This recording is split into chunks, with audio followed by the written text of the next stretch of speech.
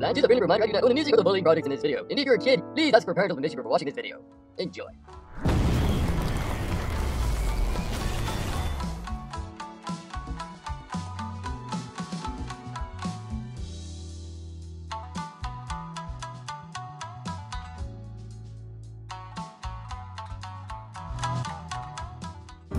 Last time this happened. Here I come to save the day. Reunited with my friends. Without warning, Micah jumps into my arms. Oh. Hey, get down. I might drop you. Andy-kun, you're taking it a bit too far. I'm serious, Tsukio. You're a 5-star cook. This omelet, it's probably what they serve in the afterlife. It's immaculate. What should I say? Number 1, I believe in you. Number 2, calm down, it's just a wooden box. I believe in you, okay? You can do this. Ready? I can jump over it. Of course. Just relax and focus on nothing but the box. If Micah and Tsukio can do it, so can you. Fuku closes her eyes and then takes a deep breath. I can see her trembling. Yes, I can do this. Thank you, Andy-kun, for believing in me. That's the spirit. You go first. I'll be right behind you. Fuku focuses on her brow, trying to look determined. It's her turn to vault over the box. I'm coming for it, Tababako. She breaks out into a run. Her arms stretch out beyond her. Andy, she's going a bit too fast, don't you think? Relax, she's got this. Fuku reaches the double buckle. She leaps into the air. And then, her leg hits the wood. She shouts out in pain before hitting the mat. No! Fuku! Tsukio and Micah run towards their fallen friend. I just stand there, frozen in shock. Is she gonna be okay? I carried Fuku to the nurse's room. I'm okay, Andy-kun. Don't worry about me. Your knee's bleeding, Fuku-chan. That's obviously not okay. Why can't I carry her? Even boy is weak. He might drop her. Relax. My prince has strong arms. He's more than capable. I lay Fuku on the bed as gently as possible. I was no match for the tubby buckle. You did your best, and that's what matters. Micah looks around the nurse's room. Seems to be empty. Huh? Where's the shaman? There's no one here. You mean the nurse? Good question. We hear footsteps outside the door. What are you still doing here? Your friend only got a minor scratch, and you're acting like she broke her leg. Get back to the gym class immediately. Who are you to tell us what to do? Micah covers Tsukio's mouth. Well, what she meant to say is, yes, sir. She performs a polite bow before dragging Tsukio out of the clinic. The gym teacher, a few more times. My chest hurts. Where's the nurse when you need her? You there. Guy with a worried look on his face. Yes, sir. Need anything? Like cough syrup? Stay with your friend here. Fix her leg if you can. I'm heading back to class. Without waiting for me to answer, he storms out of the clinic. I grab the first aid kit from the nurse's desk, and then I return to Fuku on the bed. I'm not sure if I can do this. I'm no doctor. We can wait for the nurse, but my knee hurts. Ouch! Do you want me to help you? Can I, touch your leg? Fuku nods, her cheeks turning a shade of red. I better not mess this up. Can I do this? I have never treated someone's leg before, especially a girl's leg. What should I do? Treat Fuku's injury. Just wait for the nurse. I open the first aid kit. This is probably gonna hurt a bit. I want you to be brave. Can you do that for me, Fuku-chan? Yes, I want you I'm already proud of you. I pour the anesthetic onto a piece of cloth and start cleaning the blood from her knee. I can do this. Just a little more, okay? Be gentle, please. Next, I put some ointment on a piece of cotton and dab it onto the wound. How are you holding up? Ah, it hurts a little bit, but I'm brave. And finally, I wrap it with a bandage. Is it over? Ta-ta! Good as new. Fuku marvels at her bandaged knee. She smiles. Wow, it doesn't hurt anymore.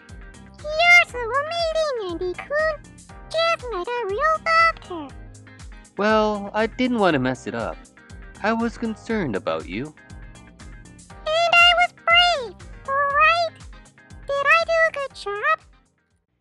You did great. I knew you could do it. Fuku rests her head against the pillow. She stares at the ceiling for a while. Then, she turned to me with a curious expression. Andy-kun, do you like my legs? Huh? What did you say? Your legs? Why do you look so surprised? Is it not normal for someone to ask about their legs? I'm not sure, but it's the first time someone asked me about their legs. Maybe it's because you're a girl and I'm a guy. Oh, I see. I didn't know that. Humans have complicated rules when it comes to legs. The reason I ask is because, I keep comparing my legs to other human girls. I'm not sure if mine are bigger or longer or furrier. Fuku-chan, there's nothing wrong with your legs. They look normal, or human, if that's what you're concerned about. I was scared that my body isn't human enough. For me, it doesn't matter what you look like. I think you're perfect in every way. What's important is that you're comfortable with the body you're in. And if anyone bullies you, they're gonna have to answer to me. Oh, Andy-kun, my cheeks are getting warm because of you. You're one of the nicest guys I've ever met. Fuku covers her face with her hands. She shakes her head side to side.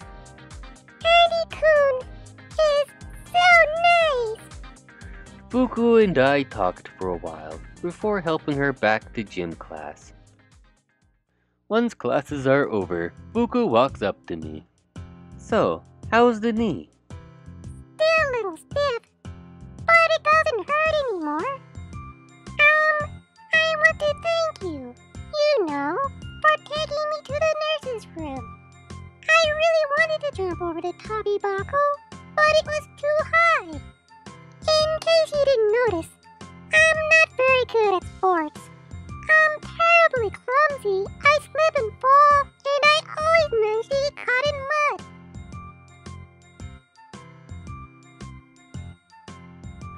Fuku lowers her head. The smile on her face disappeared. I feel kinda bad for her. What should I say to make her feel better? Everyone has their own strengths and weaknesses. You're better than Maika and Tsukio. If you ask me, everyone has their own strengths and weaknesses. Just because you're not athletic doesn't mean you're worthless. I'm sure you have a hidden talent, something that Maika and Tsukio can't do. Fuku thinks for a moment. I guess I do have a hidden talent, but I can't tell you what it is, because it's hidden. That's it. Focus on that. Trying to improve your skills is the best way to feel better about yourself. I never thought about that, Andy-kun. Oh, you're the best. You sure know how to make me feel happy. Ah, I'm being a friend, that's all. And I'll always thank for that? An idea suddenly enters my mind. Speaking of athleticism, in a few weeks, our school's having a sports festival. Wanna participate? But I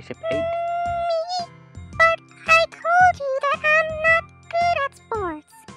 I place my hand on her shoulder. What if I train you? For the sports festival? Yeah, we'll practice in the forest. That way, no one will see us. I'm a terrible, good teacher, Fuku-chan. You'll learn a lot from your coach, Andy. That's a promise. Fuku's eyes widen. Really? You'll do that for me? Oh, thank you, Andy-kun. Thank you. She leaps towards me for a hug, and I hug her back. Seeing her happy, it makes me happy as well.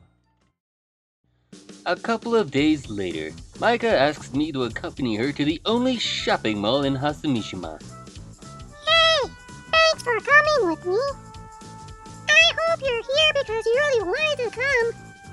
Not because I kept knocking your window and begging you. I don't know how, but it feels like you three have somehow become my responsibility. Knowing you're out there in the human world, all by yourselves, the world is just too big and modern for kitsune like you. Let me remind you, I'm a warrior fox. I can take care of myself. But I will never decline your love. Maika spins in place, her hair swaying in the wind. Now, take me to some clothes. We're in the mall. There's clothes everywhere. I'm not blind, you know. But where can we get the clothes that you like?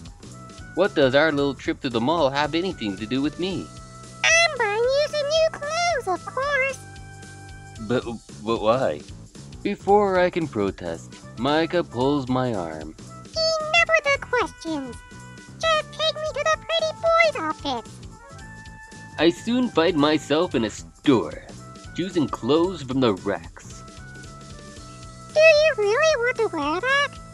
These pair of loose pockets, wide-legged pants, yeah, they look cool. And, also this kimono.